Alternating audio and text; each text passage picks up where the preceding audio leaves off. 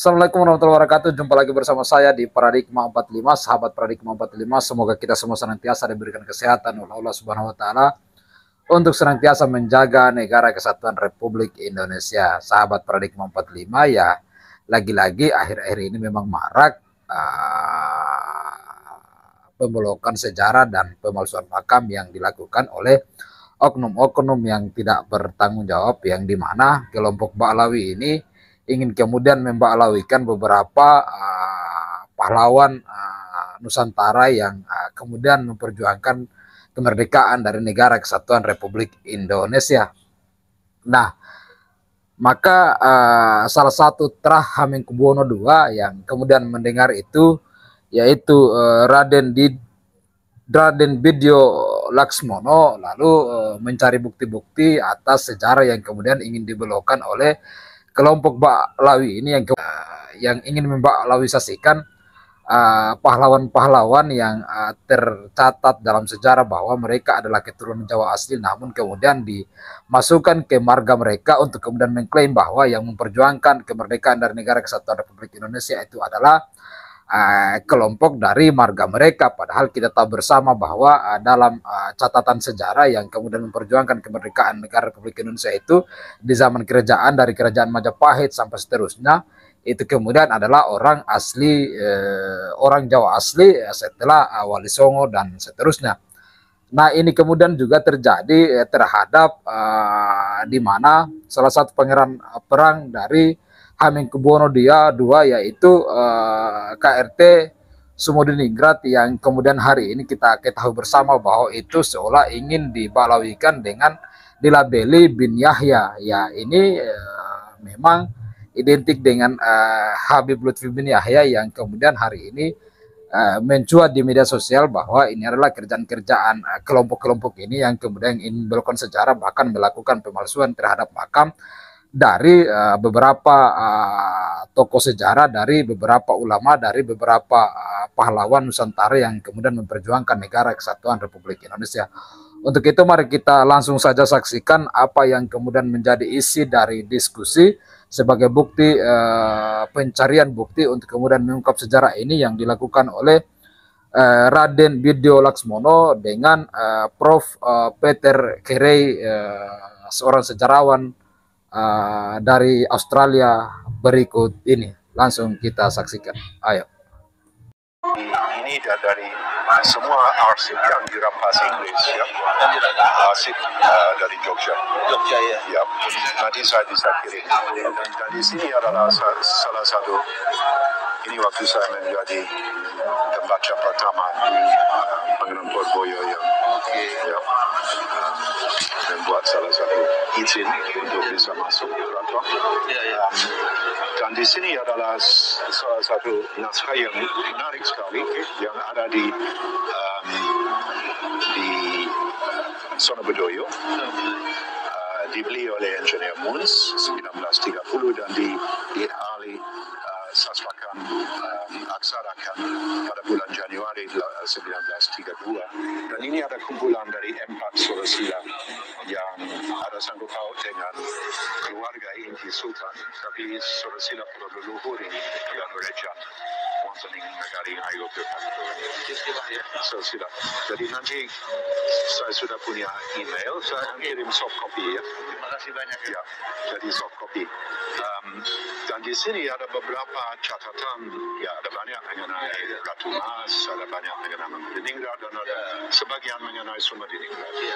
Ya, Sumodiningrat adalah panglima perang, dan seperti Shoigu dengan Putin sangat dekat sekali dengan Sri Sultan, sebab mereka berburu bersama, mereka mancing bersama, mereka sering pergi untuk bercengkrama di Parangtritis atau Parangkusumo atau di Bligo di Kedu Selatan. Ya. Jadi Sumodiningrat adalah dari satu Trah dari Kedu, namanya Jayaningrat. Jayaningrat 1. Ya. Dan di sini adalah, seumpamanya kita lihat, mungkin pakai huruf Belanda, SOE daripada SU, ya. Kita bisa melacak beberapa. Tapi dia punya permaisuri Ratu Bendoro, anak dari Sultan kedua. Tapi mereka tidak punya anak. Dia punya anak dengan Selir yang belakangan menjadi salah satu pejabat di Kulon Progo dan Sumare Montering Kalibawang atau satu tempat di Kulon Progo. Tapi ini bisa dengan leluasa, you can search.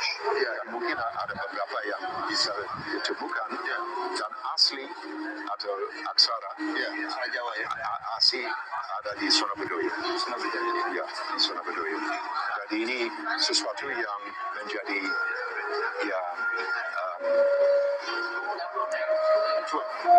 boleh dikatakan azaz bagi saya atau boleh dikatakan fondasi dari pengetahuan saya mengenai seluk-beluk keluarga.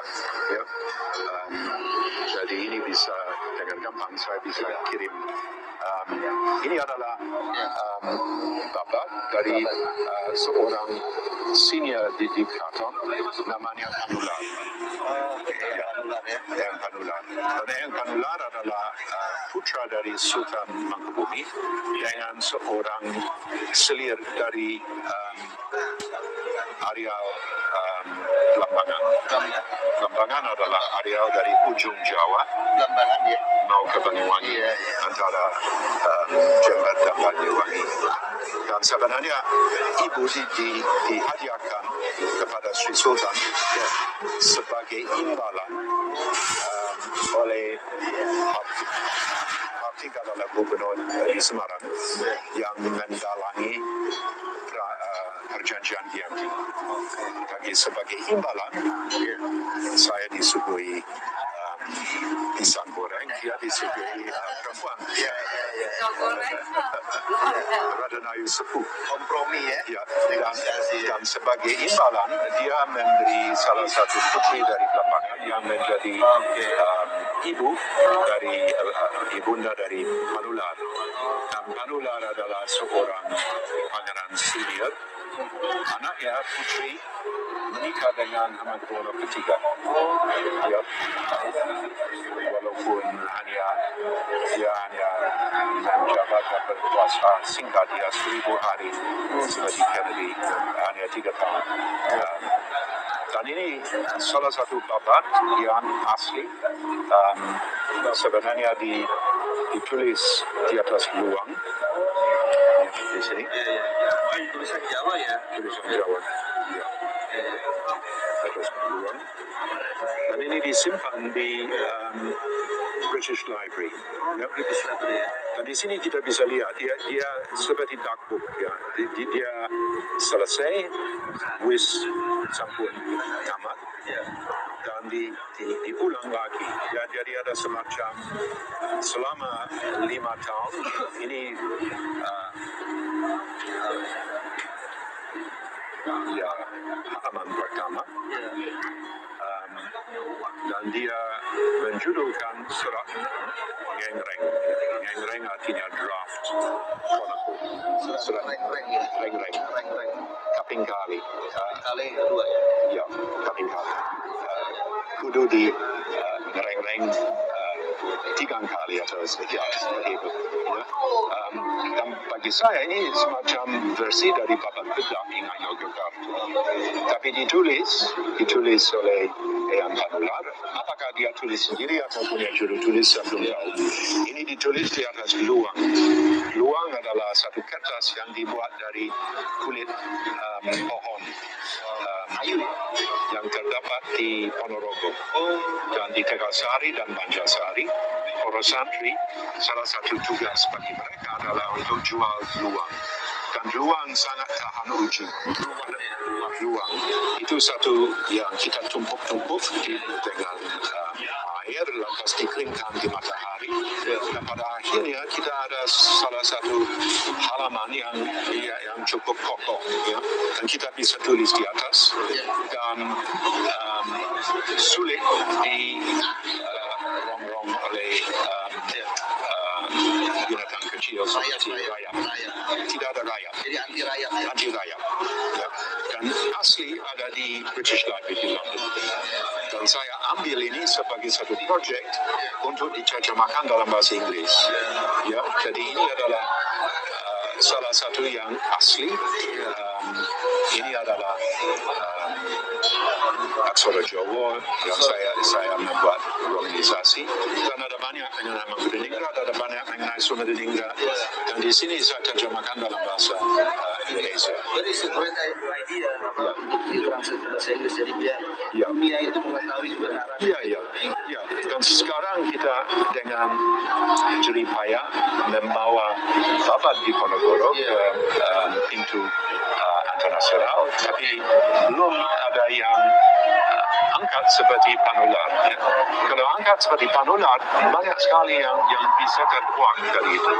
Ya, seperti ada Agung Kurniawan, seorang budayawan yang tinggal di Ngadinegaran atau di Kusuman Tarunegaran di selatan kidul alon-alon kidul Jogja, dan dia membuat satu festival namanya Amuk Geger Spey 1812.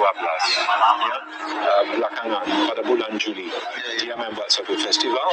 Saya punya teman yang menjadi Ahmad Atiola yang menjadi dosen di UGM, dan dia tinggal di kampung dekat di mana di Lengkong Panular dibantai pada waktu perang.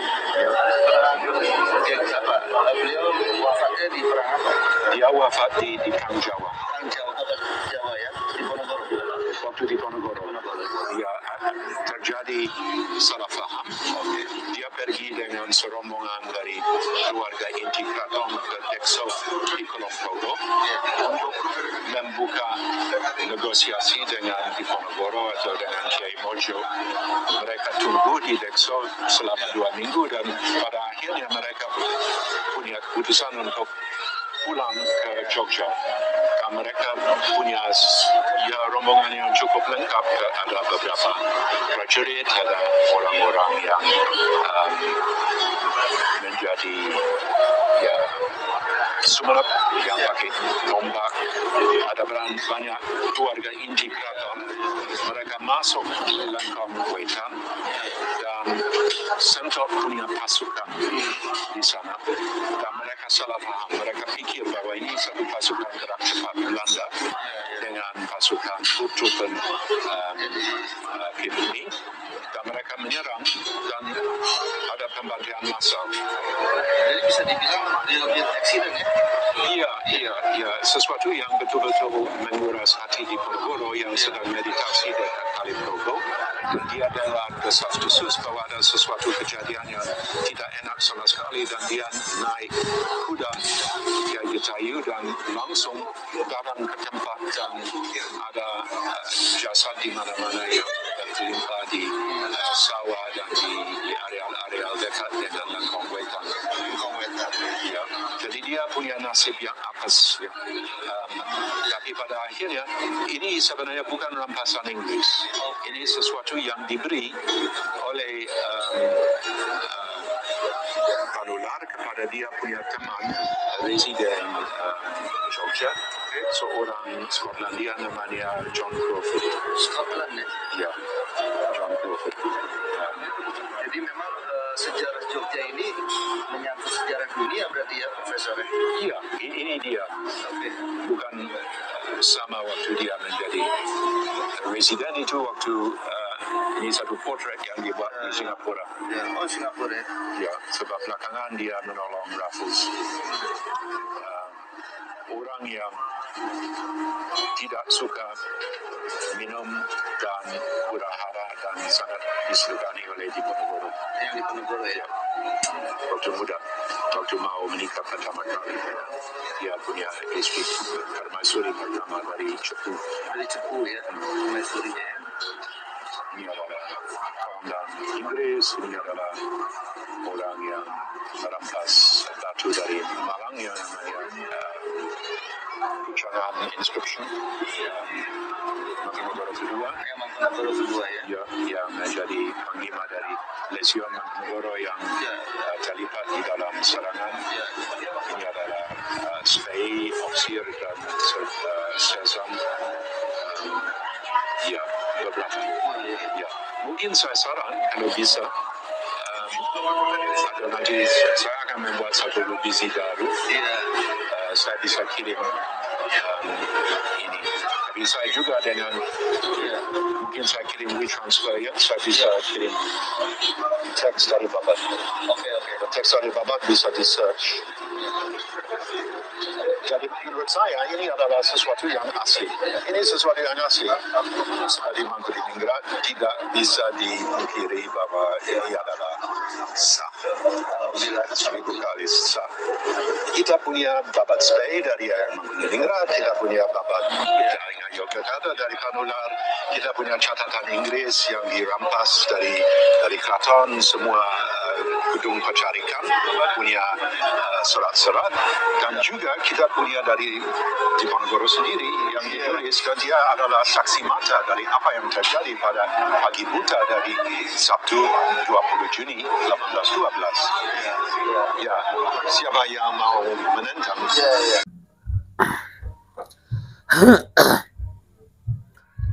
Ya, saya kira ini adalah pembuktian yang kemudian bisa menjadi pelajaran berharga buat kita semua terhadap langkah yang dilakukan oleh Raden Bedjo ini, yang merupakan terah dari Hamengkubuwono II, yang dimana beliau kemudian mencari bukti-bukti bahkan sampai bertemu dengan sejarawan yang dari luar, yaitu dari Australia, yaitu Peter Carey, yang kemudian memang betul-betul mencatat tentang sejarah Indonesia, apalagi soal KRT Sumodiningrat, yang dimana KRT Sumodiningrat ini seperti yang dijelaskan tadi oleh Prof. Peter, bahwa beliau adalah panglima yang merupakan panglima yang paling dekat dengan Hamengkubuwono II ketika itu di Kesultanan Yogyakarta. Untuk itu mari terus kita saksikan di channel ini. Wallahul muwaffiq ila aqwamit thoriq. Assalamualaikum warahmatullahi wabarakatuh.